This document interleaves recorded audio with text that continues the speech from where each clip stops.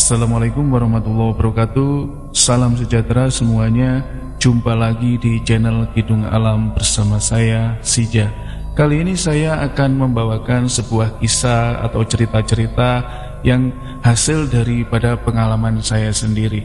Sebelum kita mulai, buat teman-teman yang ingin belanja-belanja, nanti silahkan saja klik etalase yang ada di pojok kiri bawah, atau teman-teman bisa kunjungi link pembelian yang nanti ada di kolom deskripsi.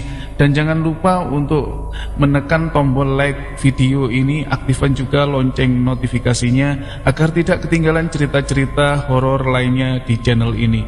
Dan bagaimana kisahnya, langsung saja kita mulai ceritanya.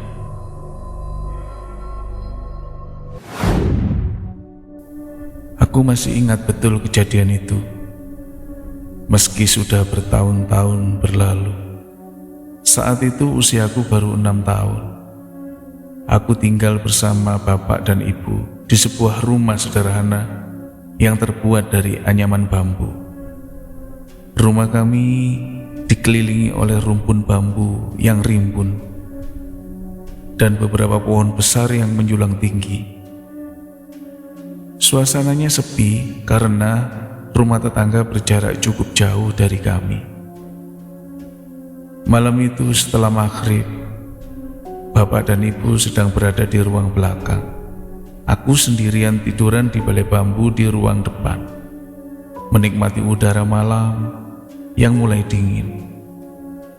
Cahaya lampu minyak yang redup membuat bayangan bergetar di dinding bambu rumah kami. Suasana begitu hening. Hanya sesekali terdengar suara gesekan dedaunan bambu yang tertiup angin.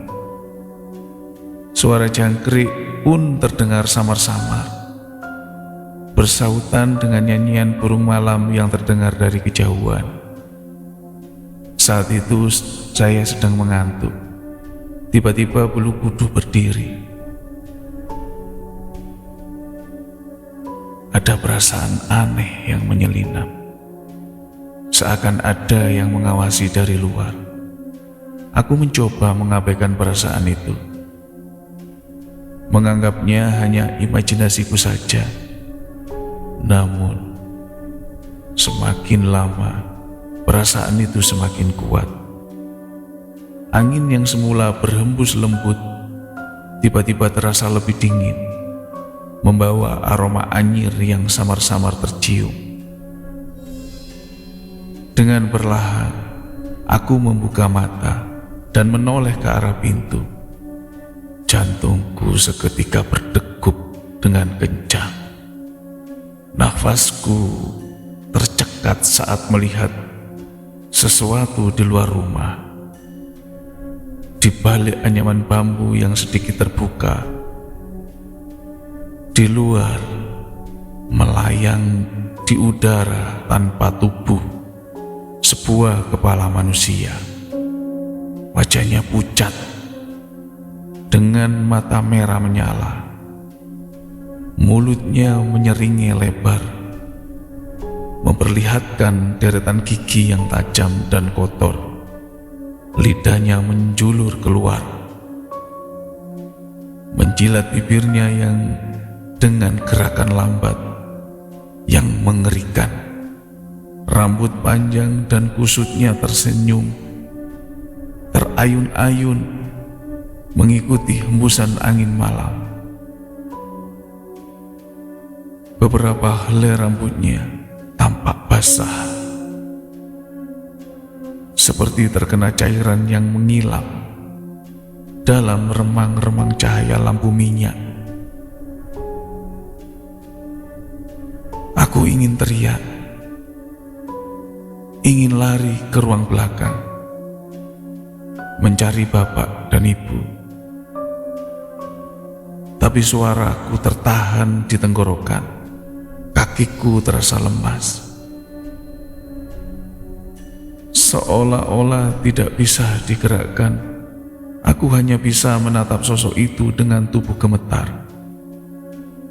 Kepalanya perlahan-lahan mendekat, melayang lebih rendah, seolah ingin melihatku lebih dekat. Senyumnya semakin melebar, dan dari sudut bibirnya darah kental menetes perlahan, jatuh ke tanah, dan suara yang terdengar jelas di tengah kesunyian malam.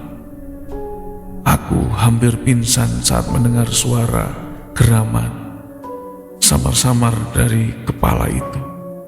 Bau anyir yang semakin menyengat membuat perutku mual. Aku merasakan ada sesuatu yang dingin merayapi tubuhku, seolah ada tangan tak terlihat yang mencengkram leherku. Aku tidak sanggup lagi menahan ketakutan dengan sisa keberanian yang kupunya. Aku berusaha merangkak mundur, berusaha mengeluarkan suara. "Ibu, Bapak!" Teriakanku akhirnya dengan suara serak dan penuh kepanikan. Terdengar langkah cepat dari ruang belakang. Ibu dan bapak berlari menghampiriku. Aku menunjuk ke arah pintu dengan tangan gemetar, tetapi saat mereka melihat keluar, sosok itu sudah menghilang. Hanya dedaunan bambu yang berdesir pelan, seolah tidak terjadi apa-apa. Bapak segera menutup pintu rapat-rapat dan menguncinya, sementara ibu memelukku erat, menenangkan tubuhku yang gemetar hebat. Aku bisa merasakan tangan ibu juga gemetar, seolah ikut merasakan ketakutan yang sama denganku. Malam itu, aku tidur di antara mereka, tapi aku hampir tidak bisa memejamkan mata. Setiap kali aku mencoba tidur, bayangan kepala melayang itu muncul kembali dalam pikiranku. Aku tidak pernah melupakan wajah menyeramkan itu, senyum mengerikannya yang seakan masih membayang dalam ingatanku hingga sekarang. Bahkan hingga aku tumbuh dewasa, kejadian itu terus menghantuiku. Kadang dalam keheningan malam, aku merasa seakan masih ada yang mengawasi dari balik kegelapan, menunggu waktu yang tepat untuk kembali menampakkan dirinya.